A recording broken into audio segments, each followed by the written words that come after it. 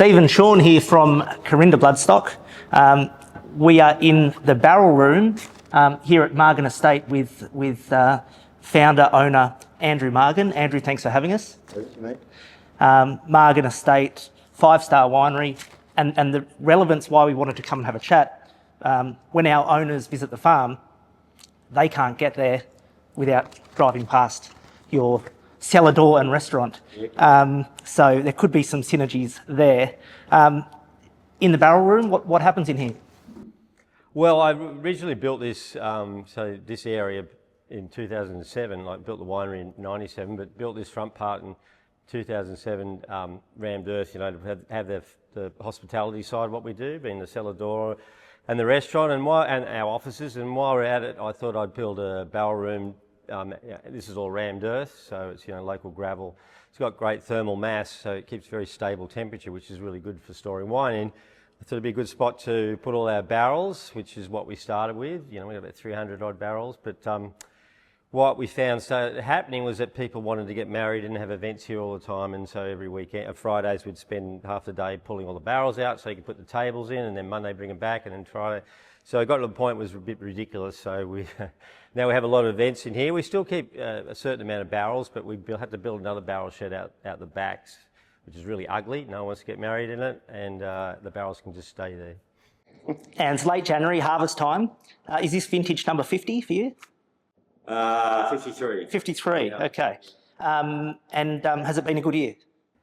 So far, yeah. I think, yeah, no, what we've picked to date, which is about 80 tonnes out of 400, so looks really good. I mean, we've got really cold nights, I don't know if you noticed, 12 degrees last night again, you know, and that has a real impact on the wine quality in terms of keeping our acidity high, and the fruit flavours are ripening, sugars are getting there. Weather's always testy here, but that's just life. And as a result, yeah, no, I think we're going to have a really good year. Crops quite high for a change, so that's interesting. But yeah. And what's the typical day during harvest? Typical day is I'm usually up about 4 or a bit before. The harvester starts about 4, so the son and I, given we live on the property, we get things going down in the winery and get out in the harvester to make sure everything's being done what is supposed to be done. That decision I've made about picking, you only know that really once the fruit starts coming out of the press. So, you know, I'm pretty anxious that I've made the right decision, because you can't put it back. And that's the most vital decision you make as a winemaker is picking.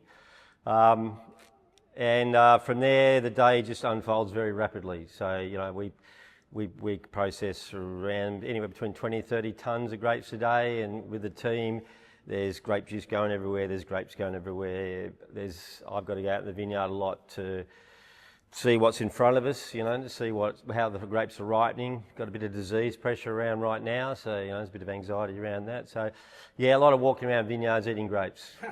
Yeah. Now, I met my wife at the bar at uni, right. So I thought I was the only romantic, but it sounds like you had a similar story yourself. I think probably a lot of people meet their wives in the bar if they go to uni.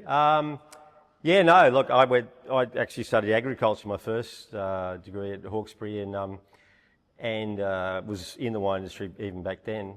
And the wine industry was pretty dull back in the early 80s, so I went back and studied environmental sciences. And while I was doing that, I ran into Lisa in the bar, and that was nearly 40 years ago, so obviously it was meant to be. You've been around Hunter Valley wineries all your life, and so what sort of impact was Murray Tyrrell to you?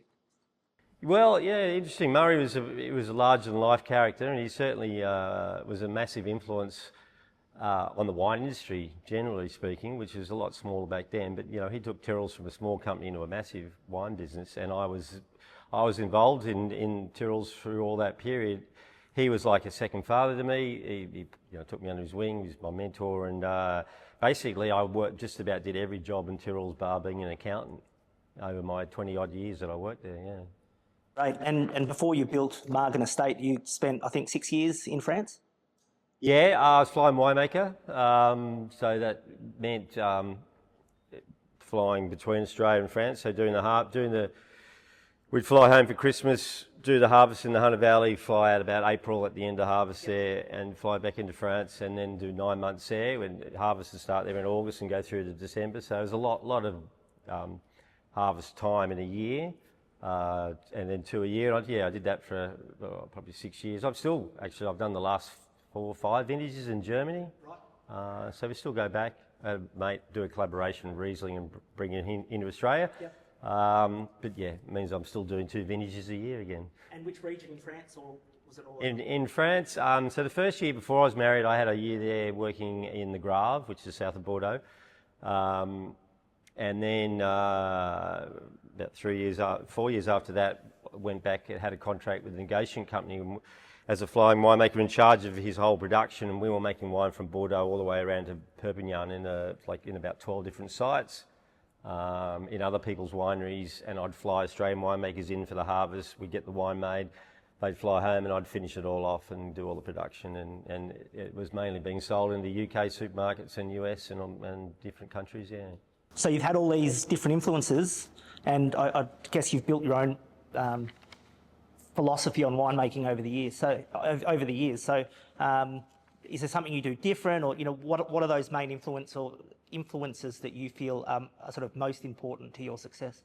Yeah, like winemaking to me is, I say to the young people who come through here, it's like accumulating a bag of tools. You learn something new all the time, and everywhere you go. Like I'm still learning stuff in Germany, 50 vintages down the track that I've never sort of had my head around before. That's really interesting with Riesling, that can be applied to all white grape varieties, for example.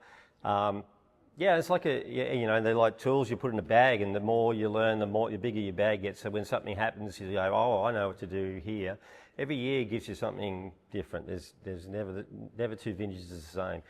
Especially working here in the Hunter, the weather here is just all over the shop. You go to the Margaret River, it's just every year's the same. The weather's just always great, But here it's a massive challenge. But it's a good one. I mean, I've made wine here all my life, and I understand how it works. I understand how to grow grapes here.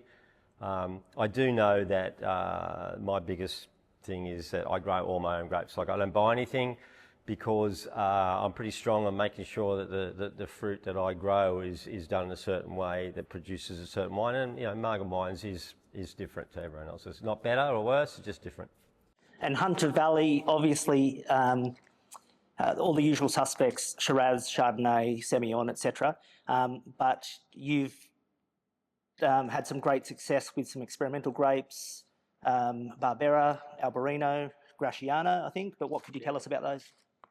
Yeah, well, every so often, and like this is another year. Last year was one. The year before, we say we should rip out all the Shiraz and plant it with Barbera. I mean, the way that those grapes ripen is so much more suited to the climate that we have here than Shiraz is. The chemistry of those grapes at full ripeness, and of Albarino, they're very high, naturally high acid varieties, and with the increased warming of the planet, what we're seeing is loss of acid in grapes, and yet so those two have got amazing acidity at full ripeness, and as a winemaker, that's what you want.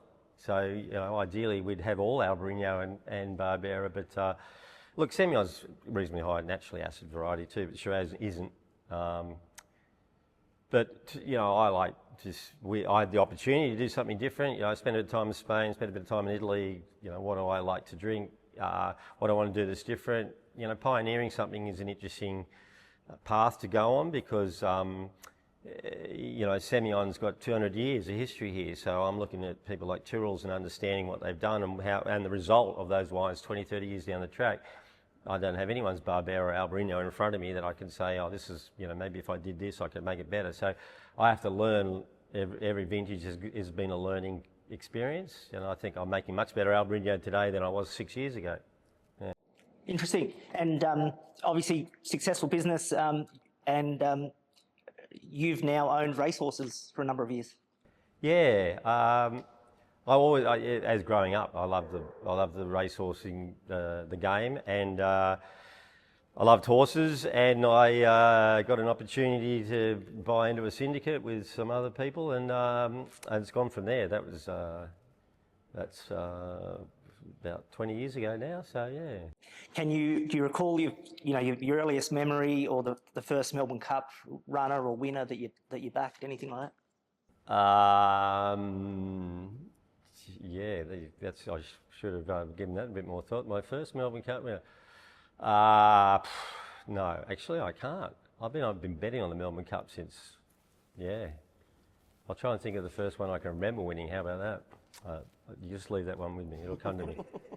That's good. And you had a horse in the big dance last spring? Had last two big dances, yeah. So yeah, Un-American the year before last with Richard Freedman. Yep. And he was a good horse, but he was a stayer. He probably won about 5 races. He's still racing. We had to sell it. We sold him. But floating. This year's big dance had a shocking ride. 46 lengths last or something in the back straight. So he was never going to get there, but had the best last 600 as he does. Anyway, jockey always blames the horse. So that was disappointing. But then he went on and won the ATC. He's won 7 races and over $600,000. So he's been exciting. We're setting him for this year's Melbourne Cup. So via the Doomben Cup, we've already got a plan set out. So brilliant. Yeah. And is it the Melbourne Cup? Is that the race that you'd love to win most?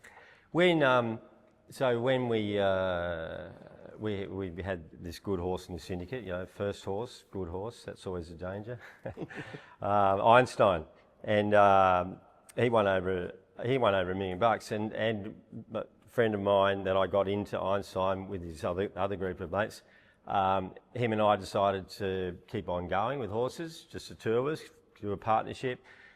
Took Singo's advice and try and get the right mares or fillies, which we were doing through Gerald Ryan and Matthew Smith at the time, and got a few different fillies and raced them, and they didn't necessarily do any good, any of them really, but then started breeding from them. One in particular who'd never raced, or two who'd never raced because of leg injuries.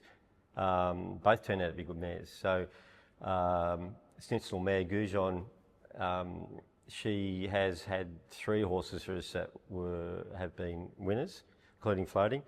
But our goal was always to defy the industry and breed a Melbourne Cup winner in Australia. And the industry does everything it possibly can to not allow that to happen, which is pretty bizarre, I reckon. Well, that's right. We've just come away from Magic Millions with 6 new yearlings, and they're all bred for early speed. So it's a complete opposite as to. Yeah, I mean the breeding industry, the whole industry is not built around. It's built around people spending their money in Europe, bringing horses here, or people from Europe bringing their horses here and taking all their money back. I mean, it just seems bizarre that you've got so many group races over 2,000 metres, and yet we've got an industry that doesn't support the breeding horses to win those races. Is crazy. Well, it sounds like a great. I know nothing about wine, by the way. Zero. Don't drink it, never have, but I'm keen to try it now. But I'm just learning along the way. So it was interesting. I didn't know how much was involved in this. So much. Come and have a walk through, and you'll see so much science behind it. People do 4-year science degree to study wine, let alone all the research institutes and that spend their whole time researching the topic. So half the words you said I've never heard before, but it was interesting. Yeah. Beautiful cellar door, beautiful restaurant. We'll spend our fair share. I've been to a wedding here. It was bloody fantastic. Yeah, it was really good. I don't know. Is it in here? Yeah. But I don't. These weren't here. I don't think. Maybe not. What we find is when people come in and have functions, they tend to forget. Yeah. Yeah. Which alcohol can do that.